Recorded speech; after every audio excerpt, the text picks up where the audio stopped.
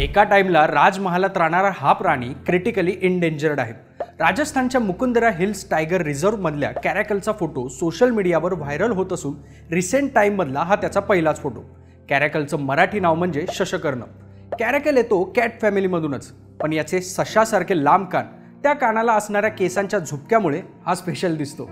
15-16व्या शतकात मुघल तसेच राजपूत घराण्यातले राजे महाराजे कॅरॅकलला राजमहालात पाळायचे।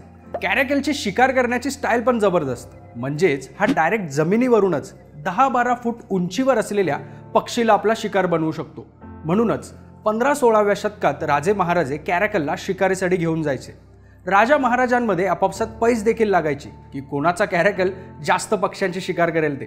त्या काळी कॅरॅकल भारतात हजारोंच्या संख्येने होते, पण टायमानुसार माणूस स्वतःचं घर मोठं करण्याच्या धुंदीत या प्राण्यांचं जंगल छोटं करत गेल्यामुळे या कॅरॅकलची संख्या आज 50 पर्यंत आलेली आहे।